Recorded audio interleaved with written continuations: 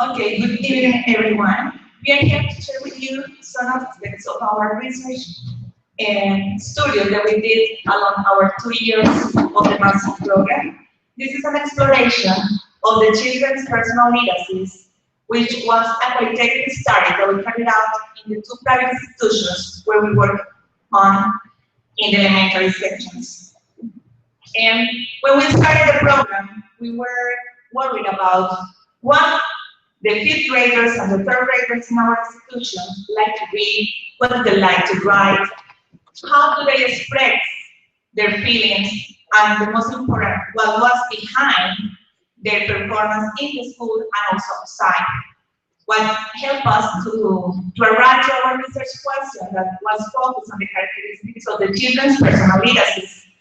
To find out the answer to this question, we based our research on the seven concepts that we read a lot about them and help us to arrive to our personal concept that was children's personal legacies that focus on the ways of expression to convey meaning to themselves and to the others. It doesn't matter where they are because children, they exchange their knowledge independent of the place they are. Also, during the analysis, we found that the children concept. It's like a false imagination that we have that they don't know what leadership is. These are some of the concepts that we found out during the interviews and that are so related with the multimodal and multi-leadership concepts. The first part of research was focused on schoolwork. We were talking with teachers and they told us that they think that it is important to have a billion topics that enhance students' motivation, that it is important to contextualize the topics, and that it is important not only to give topics near to them, but also talk about the importance of the topics and the influence of the topics. It is important also to be critical, so they give them the opportunity to give their points of views, and they also give them the opportunity to explore different topics. In the school, we found out that teachers use different kinds of tests, where children can express their ideas, show understanding, using not only words but also pictures. They have a special organization of the ideas, using pictures, using words, and using different kinds of expression where they can say what they want to say. Teachers think that it is important that we guide our students not only giving clear instruction, but also helping them with the topics they want to work about and the kind of activity they want to perform. The second part is our school activities. In this example, we have a song that one of our girls wrote when she was 7 years old, when she was talking to a girl who her father has recently died, so she decided to write this song. And this girl was thinking about how the past is or was. She asked her father, and she decided to write a story about the reflection and the conversation she had with her father. Children in their stories reflect what they think. The characters, many of the time, the characters think what they are thinking, and they are always expressing their ideas. We also found that the students feel successful, proud, and on all their in-school activities and out-of-school leadership because they are experts on what they do. They ask their parents and their classmates to do what they are considered they are experts, like in drawings. This one was from a boy who lasted like 2 months doing this drawing because every day he has something to add. And he asked his mother to do one similar, and he said, no, I'm the expert, he can do it. Here, there is another expression of one of our students who invented imaginary word, and this math has some conventions that he learned in the school in the social science class. So that's a way as students intertwine their inner school leadership with their, with their own school leadership.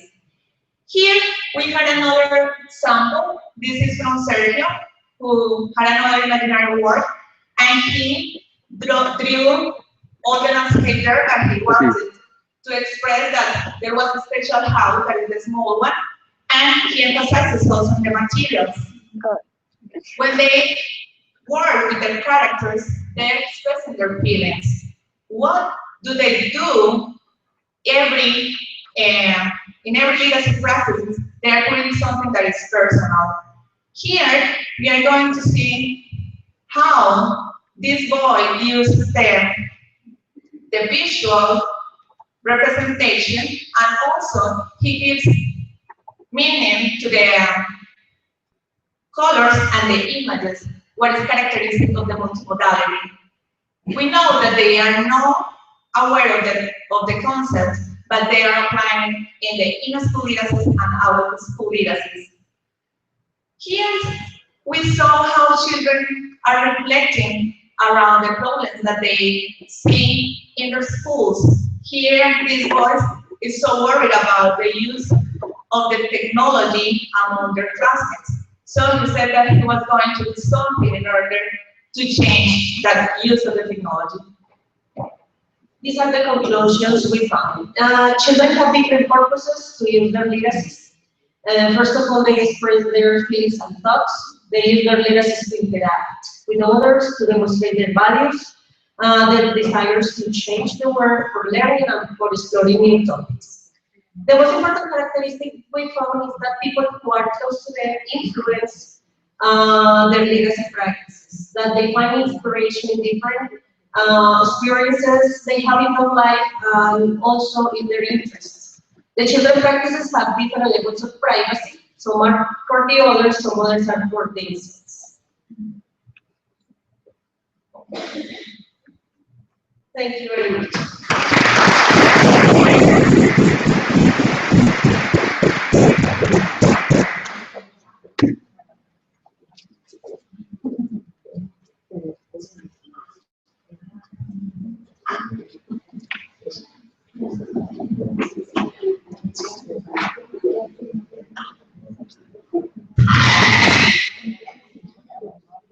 Finally, you're welcome, Julian Zapata, who will present his study developing the second language writing process through social media-based interaction tasks.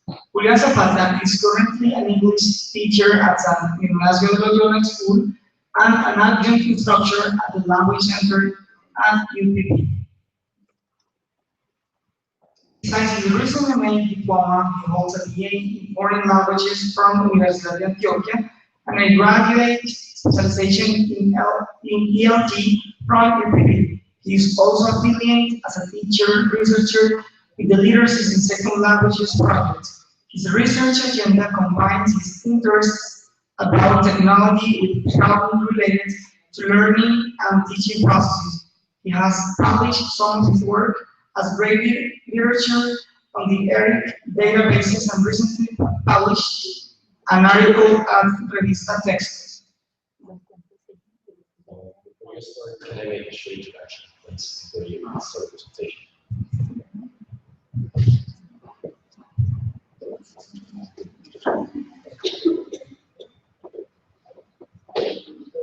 Good evening, everybody. I have to admit that it's did something totally different. Aim at thinking that our research should go beyond the results that we should present.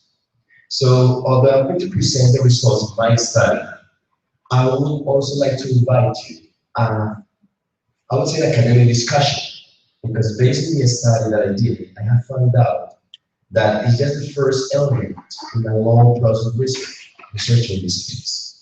So during the whole presentation, you will see how I will combine the results of my study in terms of what I got and obtained from the study, from the very systematic inquiry that I developed, with something that came out after this study, that I think that's one of the main ideas when we research. Always the implication of the studies, in my opinion, is the most important aspect. Of course, we need to be very systematic, but not only in terms of developing the test, but what we are going to do beyond that. So let's start.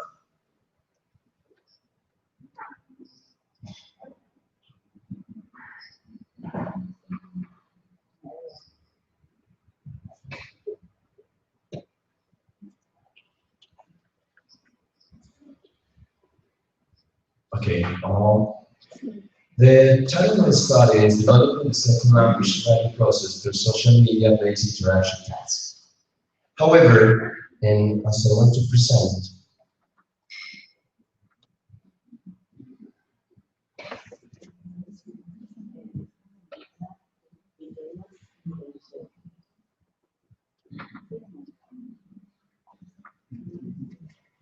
okay. So my thesis is entitled Developing the Second Language Writing Process through Social Media-Based Interaction Tasks. However, and I want to start with a set of questions to the audience so we can start thinking about how do we use technology as teachers? What is the point of using technology and the epistemological versus instrumental use of technology in our classes?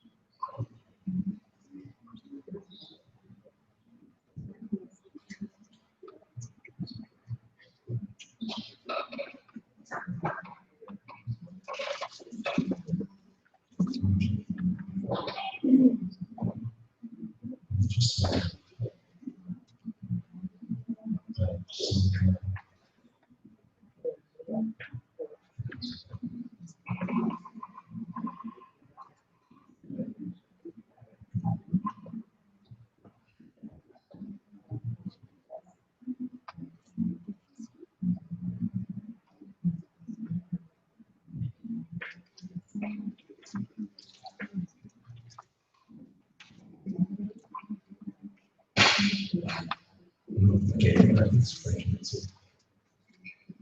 Okay, so as I was saying, when I developed this study, my main concern was about technology and writing and interaction, the three components at the same time. So I started thinking of how technology could be properly used in our classes, okay, in books. So as I was saying before, I would like you to think of these three questions. First, what do you think about the use of technology in the classroom to promote a second language learning? Have you ever thought about the epistemological considerations of using technology for teaching and learning a second language? And do you think most teachers use technology just from its instrumental perspective?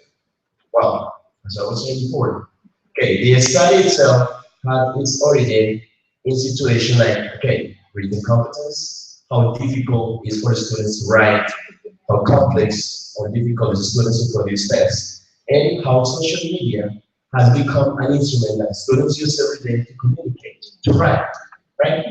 But the thing is, again, are we using technology from its real perspective, from the tools that they are providing us with? Are we using technology with all the instruments, with all the ideas, with all the things that we can use? So this study was framed in some concepts like social interaction, digital literacy, social media, social networks. From digital literacy, I got the concept of epistemological consideration of technology versus instrumental considerations. Is a little bit of contextualization. It was a qualitative exploratory independent study in a private education school. Well, with small samples of students. And these students had a very good oral production. But the written competence, as mentioned previously, was not very good. So I started thinking on how to match that the use of technology and then the written competence. In here, I want to show you the students' products. The first is a Facebook group. The second is a Gmail doc. And here is when everything starts changing. Because Facebook is a tool, an application, a social network that has so many elements that we as teachers should know in order to use properly, especially if we want to foster second language processes. Here, I'm going to explain in detail later, Facebook chat and blog. Have you ever thought, when you ask your students to write something, if they really matter what they are writing just because they have to do it for you, because you're the only person that is reading? What about if the world is reading your students? What about if you can make your students publish something for the world? But that's the point. To use technology to not only to increase or to develop written competence or interaction, but also to create really meaningful process of learning. These were some of my findings about technology. Students like using technology for writing. They show more confidence. They enjoy it. In here, as you can see, the last idea, it says variety, possibility, and uniqueness. And that's again my point. In social media, we have unique activities that we can do. We can create such a bunch of activities that we cannot do in a regular classroom, that we cannot do it with paper and pen, that we can use it with very different ideas.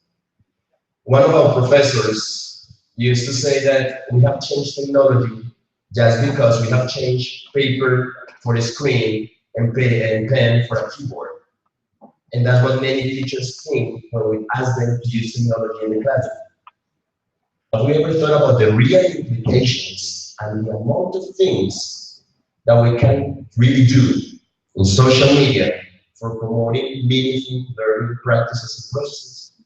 Well, here with this study, you will see, here it starts, how these new products were created by the students, 7th graders, students, publishing, creating, editing, and proofreading text. That's because they knew that I was not the person who was reading it, but the world was reading it. And those are blogs for. Blogs promote knowledge exchange, activities exchange, and the students feel comfortable when they know that what they are doing is meaningful, it's going to be read. Well, Gmail Docs. It's an amazing application. I don't know if you're familiar with it. You can edit text, create text simultaneously. We were a group of 15 students working on the same text at the same time, editing, making corrections, giving ideas, and students loved it. Because there was that interaction that's via a simple application that sometimes we as teachers never use. Social, Facebook group, Facebook chat. It's not only using Facebook for enjoying, it's using with a pedagogical purpose. Here they share ideas, thoughts, feelings, meaningful things. One of the students has posted that we cannot imagine how many answers came out from that simple thing, right? That's from the little thing. Well, here the conclusions is just because, of course, for many simple research, we need to provide some conclusions. But the most important part here is that from the study, yeah, there was an increase in interaction, there was a written development, but what really matters for me, and this is what I invite you in your research, is to go beyond the research itself. Think of the implications. Think what you want to do after your research. Because it's not just a product for your thesis. It's not a paper that you write in order to graduate. If you want to be a real researcher, we need to go beyond that. So every time that you do a research, it's just a little piece to start a bigger process. Here, it says, for example, the spiral character of the implementation. Why? Because the students created, edited, modified, published, received comments. It was a spiral. And that was what the students loved of this. That they felt that what they were writing was meaningful, was really, really meaningful for them. Finally, I would like to invite, I wanted to invite you to think of if we are using technology in a good way, how good are we at technology? Because if we are not familiarized with technology, we cannot expect to use it properly. These are the pedagogical implications from the study itself again, from the academic community. That's not my invitation, that was what I started with. Engage interaction as an academic process. And of course, again, the epistemological use of online applications to promote meaningful learning practices. Thank you.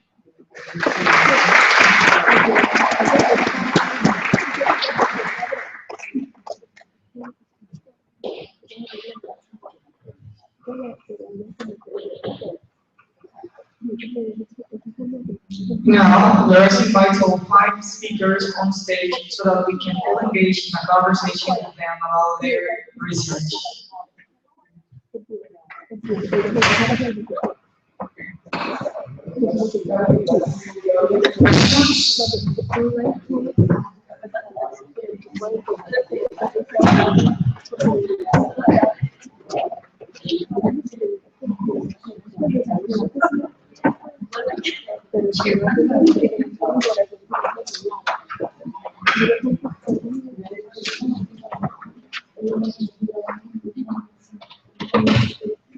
Hey girls. The microphone in here. If you have any questions, come to the stage.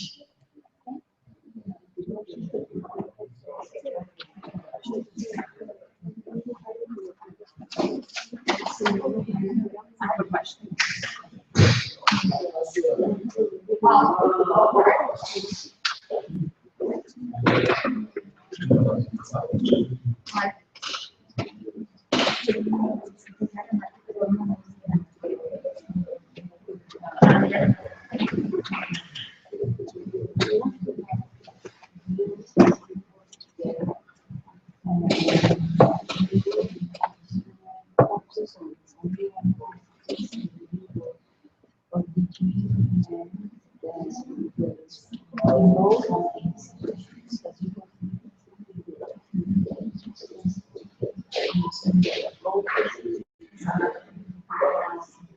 Oh, you're ready.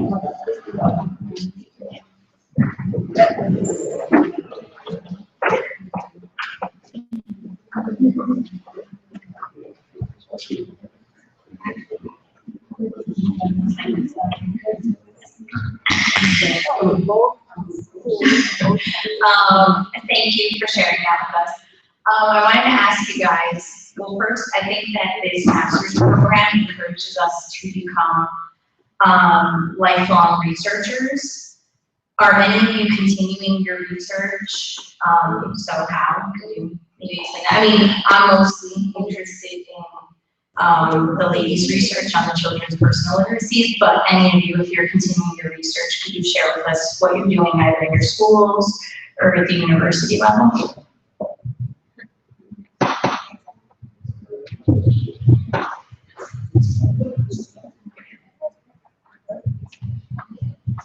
Anna, thank you for the question. At this moment, we are not doing academic research, but next year, with the research group, we are going to start in the school, in the UPB school, a research. At this moment, we are not clear what we're going to do, but the idea is that the base is our research, right? When we start, we are going to let you know about it.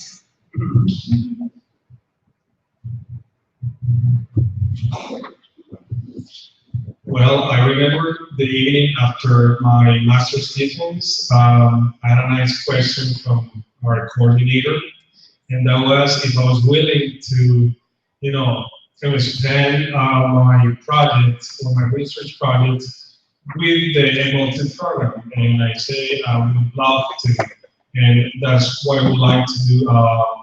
Maybe next year, see if I can get the permissions to start with that, but definitely I would do it. It's something that is all of my interests.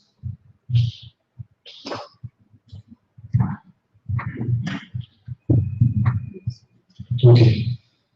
In my particular case, when I first joined this program, I didn't see it as an end. When I getting to graduate, this program was not the end of it, it was the beginning of it for me.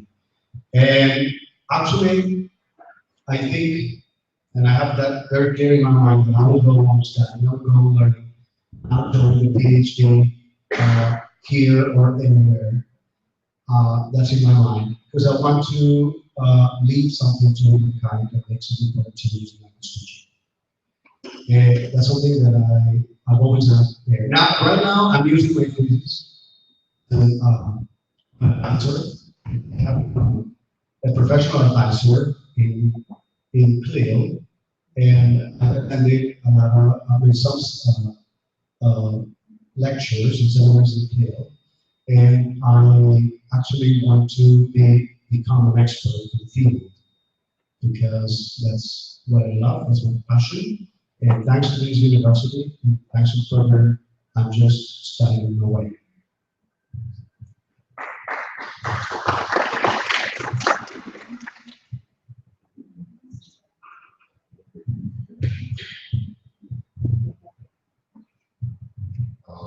Well, I think you already did your presentation, your invitation.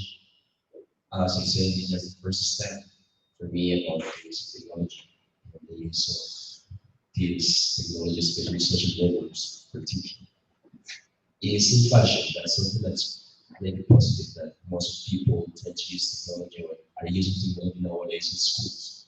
But I think that we need to learn how to use it properly in order to make it work for our students.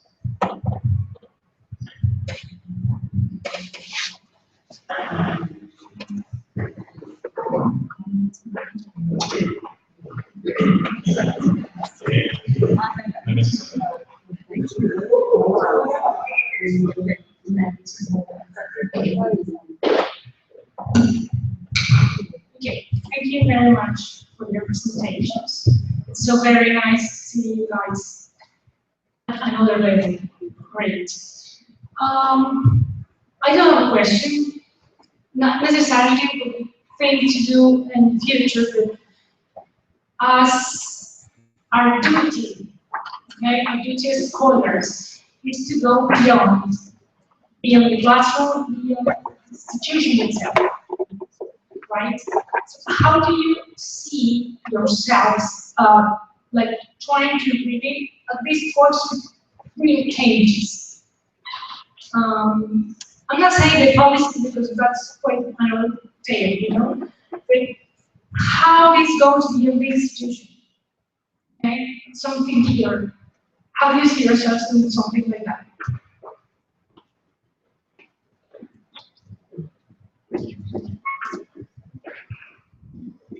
I mean, I would like to start with kind of a little anecdote that happened to me this week at Medellin University.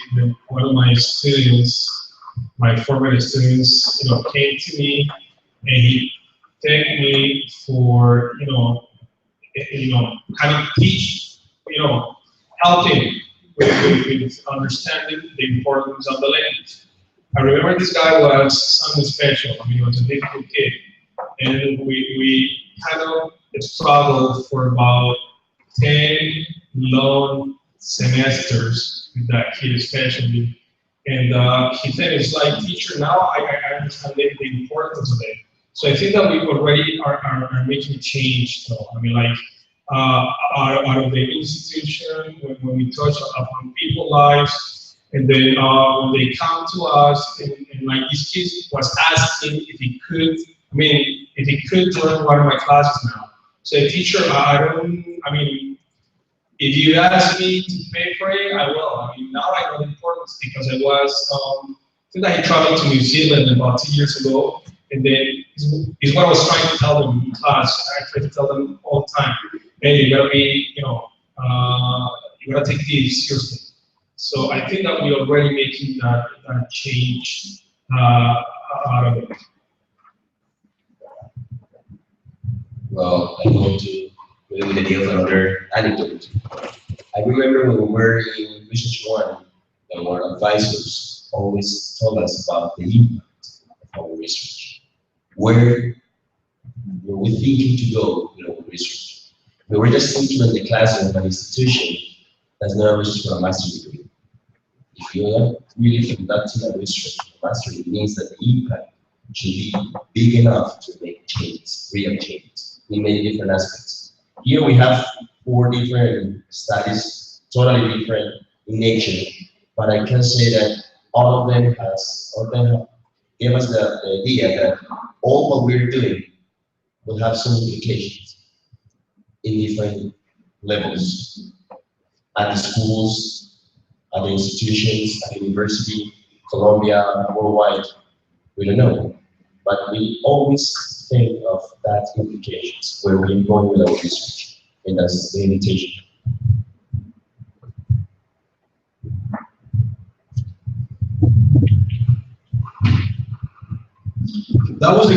That's a very good question.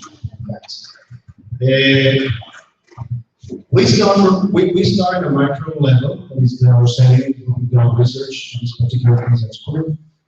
But in my particular case, I think an impact that's going to have is the first impact should be here at the university.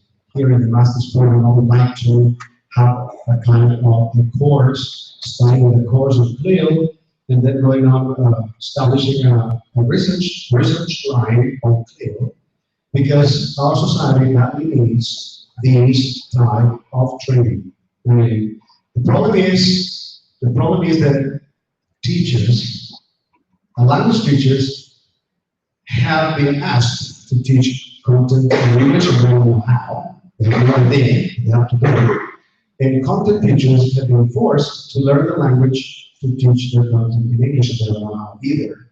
So they need a place, they need a program, they need someone who can guide them in the process. So I think my research has local impact here in the city, but I don't want it to be there, just there. I want to go to the country, yeah? And I would like this university in particular, UPB University, I would like it to be known as a leading university in teacher training in FLIR. And I would like the whole country to know about us. And later on, when we're done with the country, we would like to go at an international level. Because also the whole continent, I know there's a need to do this type of work. So I think the impact will be seen in a few years. I'm going to keep this moment in my mind, where we are right now. I'll keep it there, I'll freeze it in my mind, and then I'll take a look at it again in some time. Because I know there must be some impact. I don't think that any research, the ones we have presented today, the ones you're working on now, are going to be lying there in the shelves of a library for no one to read. I think those, the work you've been doing now should go beyond, and this is something that, if you have this in mind as a researcher, is going to motivate you to go farther in what you are trying to find, the question that you're trying to find, or better, the solutions that you're trying to find. So, thank you for the question. Okay, I think that our duty is to continue strengthening the literacy field, especially the children literacy, because we have lived the experience that there is not enough literature, neither research in our field. So it's our duty, and we are happy to continue on this line. And I know that Ana Karina, Monica are going to help us in this duty, as also as the research group. So in some years, I think that the university, and especially the master program, is going to be famous because we are going to be hired on this field.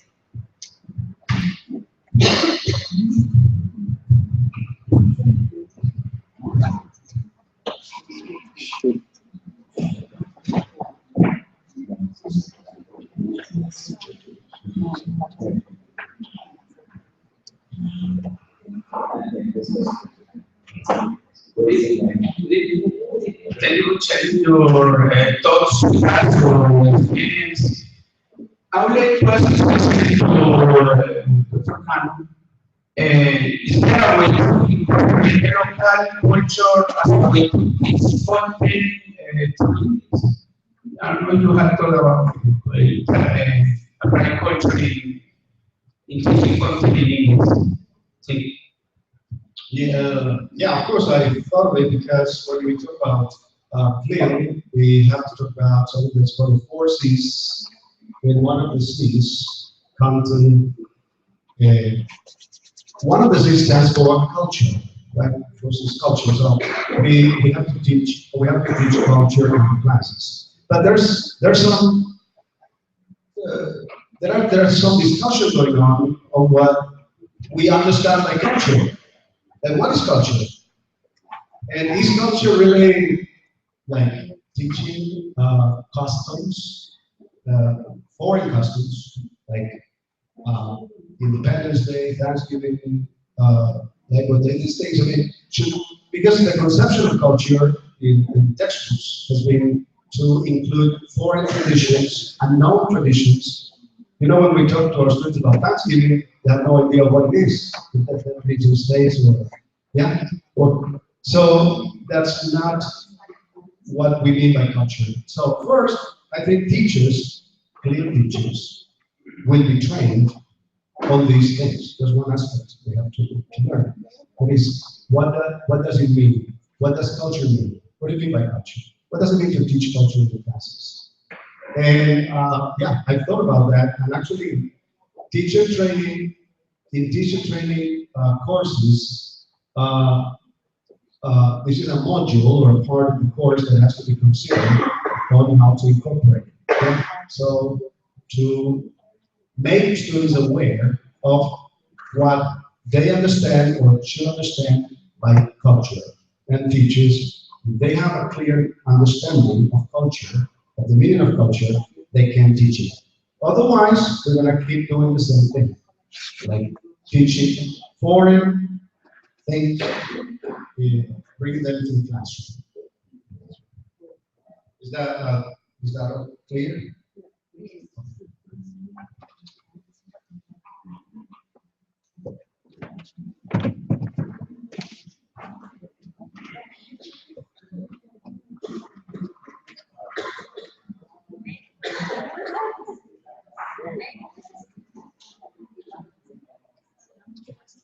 Good evening. My questions for Mr. Zapata about your research.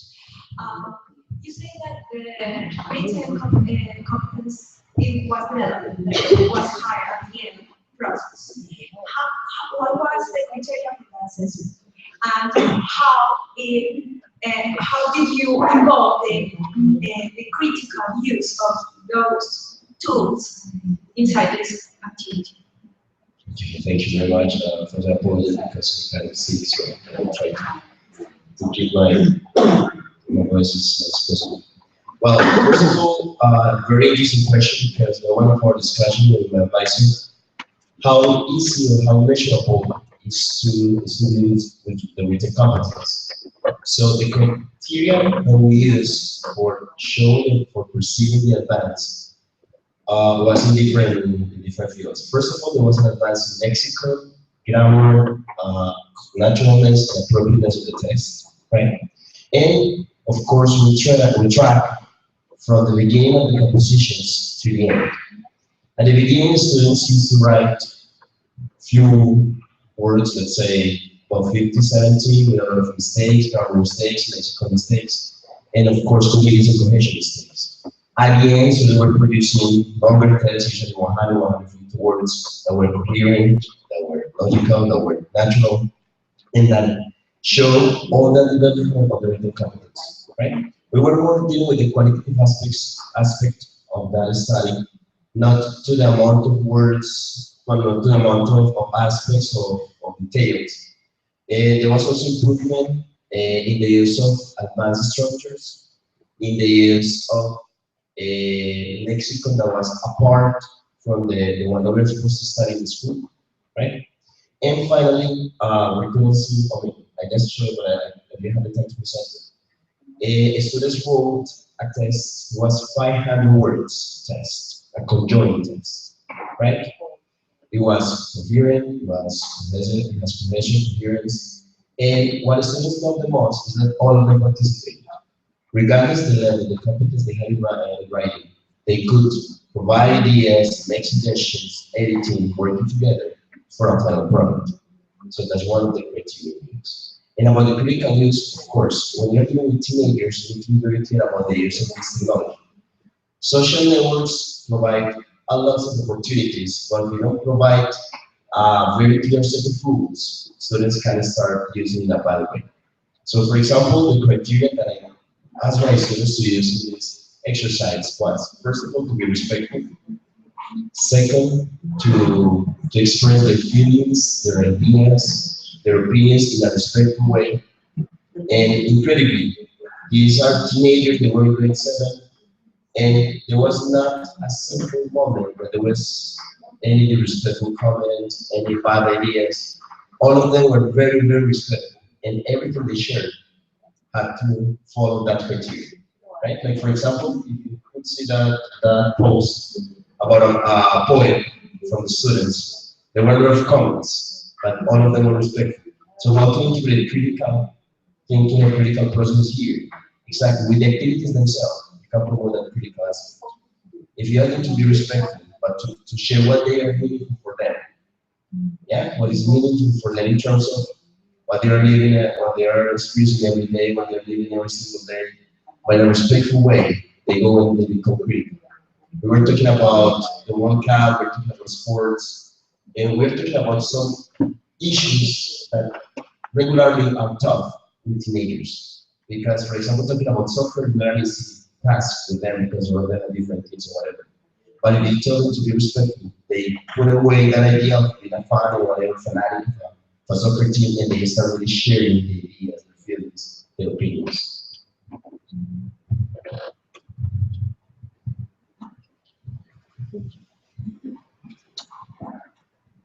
Any questions?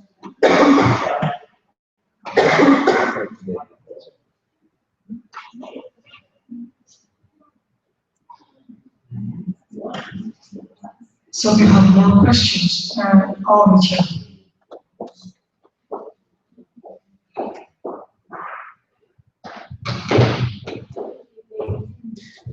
First of all, I think that as a community, you have really motivated us tonight to continue and to like really finish this process, because I think it becomes difficult. We hit bumps along the road. So as alumni, I would like to ask, what advice can you give us? Did you hit any difficulties? Did anything happen? What can you tell us to help us? Because we all want to finish too. Okay.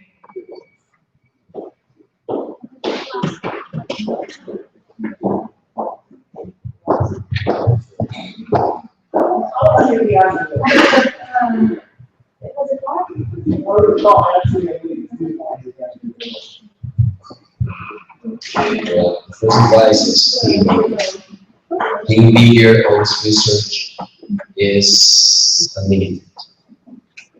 Always what you're doing should be bigger. Every time you can be bigger, bigger, bigger.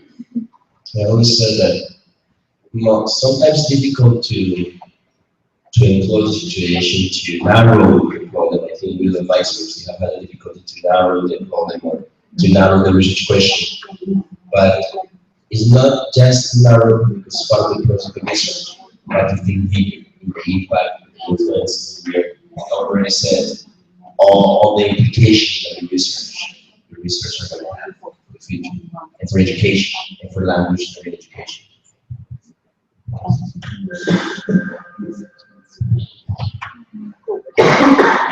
I guess that tonight is like the night of anecdotes. But something I remember is when I was studying, learning the language English.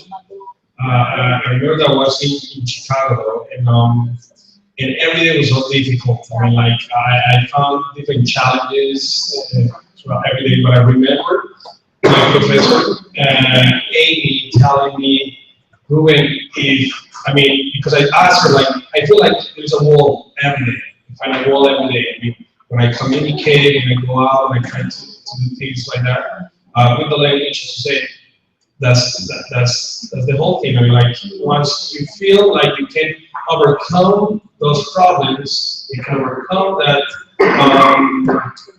those walls that you find, is when you feel, that sense of, like, enjoying and happiness. And I think that could be used into our program here, and is that I think that we all have found a lot of difficulties and challenges throughout the whole, 2 years.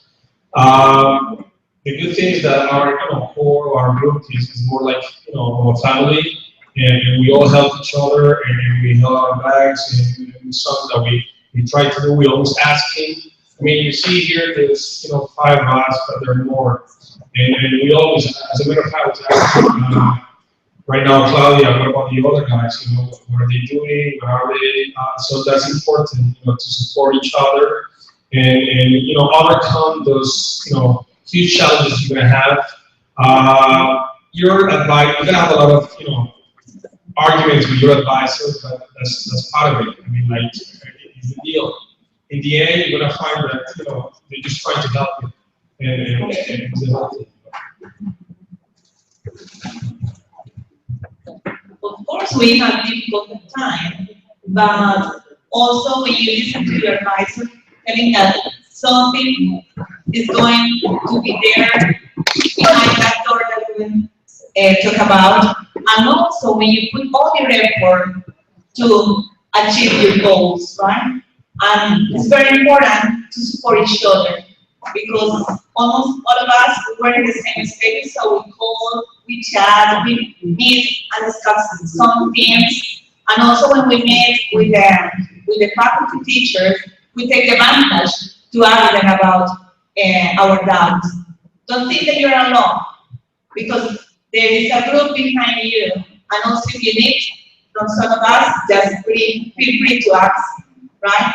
Because we were the first cohort that we were the Conejillos de India, and we had hard times, but we are here to help each other, right? So count on us. Well, my advice is to enjoy what you are doing. As Claudia said, sometimes it's hard, difficult. Sometimes you don't have the time. So try to enjoy. Try to enjoy what you're doing, because it is something for yourself. It is something that you're doing to learn. It is something that you are doing for your professional development, and also to give something to the community, because the results you find are applicable, reliable in other communities. And in the case of Claudia and me, you have to find someone who you get along with. If you are going to work with someone, it's important to find someone that is a good support. In my case, I think that I wouldn't be here if it wasn't for her. So I just recognize her.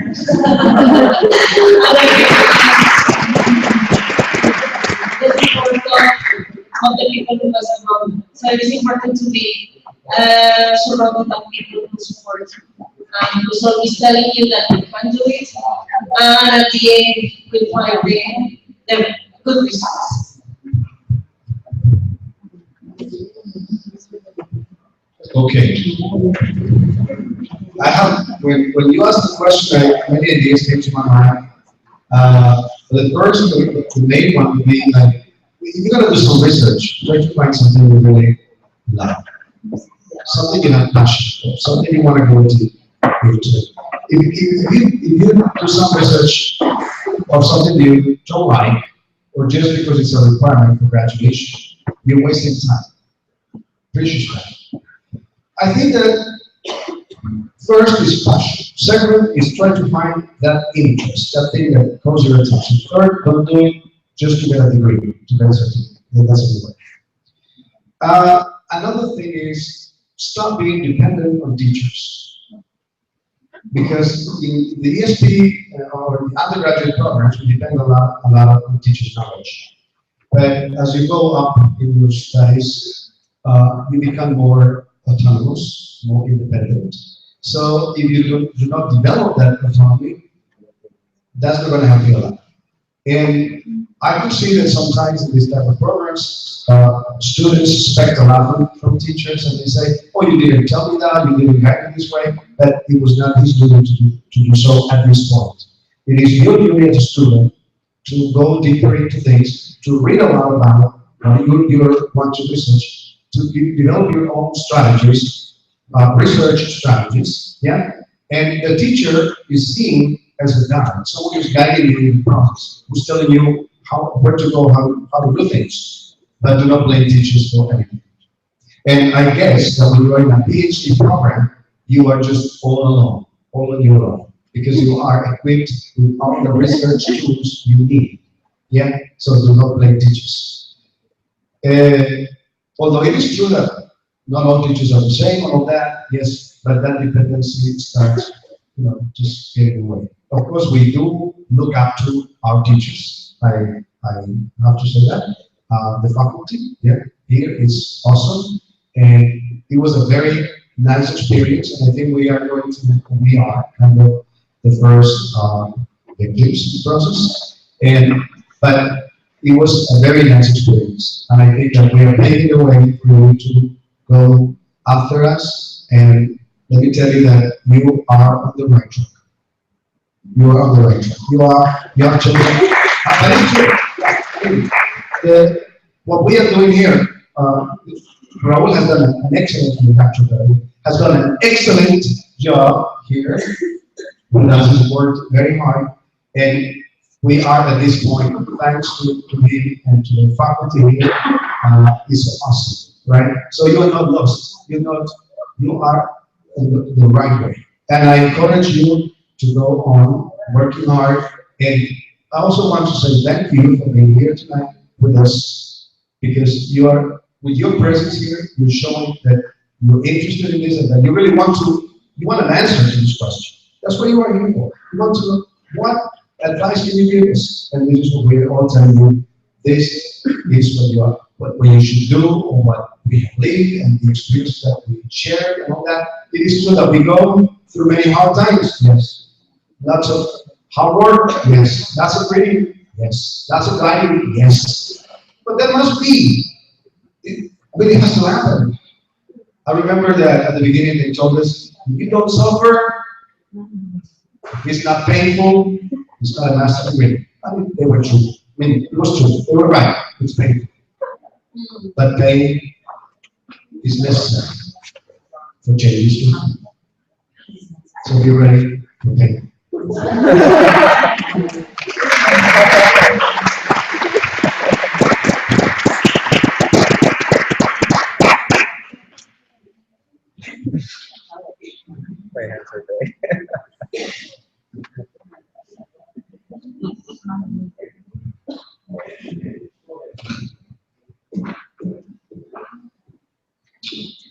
Well, we want to thank our five amazing speakers for their ideas and inspiration. Let's give them a round of applause.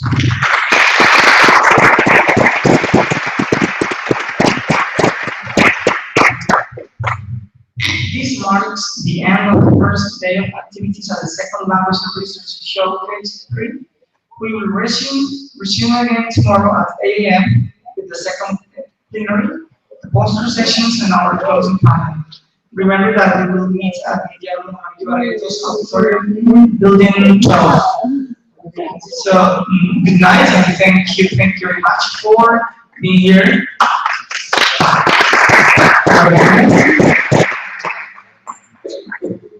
Bye.